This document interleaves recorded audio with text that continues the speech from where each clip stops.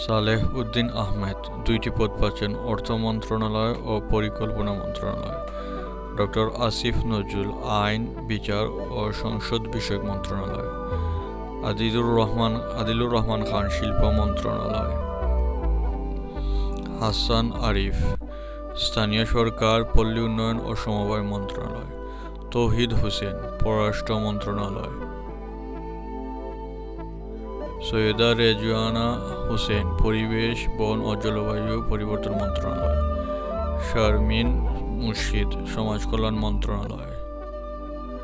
Doctor M Shakhawat Hossain স্বরাষ্ট্র মন্ত্রণালয়। Doctor আফম Khalid Hossain ধর্ম বিষয়ক মন্ত্রণালয়। ফরিদা আখতার মৎস্য ও প্রাণী সম্পদ মন্ত্রণালয়। নূরজাহান বেগম স্বাস্থ্য ও পরিবার কল্যাণ মন্ত্রণালয়। মোহাম্মদ নাহিদ ইসলাম ডাক, টেলিযোগাযোগ ও তথ্য প্রযুক্তি মন্ত্রণালয়। আসিফ মাহমুদ সজীব যুব ও ক্রীড়া মন্ত্রণালয়। প্রধান উপদেষ্টা ডক্টর মোহাম্মদ ইউনূস ২৭টি মন্ত্রণালয়ের দায়িত্ব পালন করবেন, যা যথাক্রমে দেয়া হলো।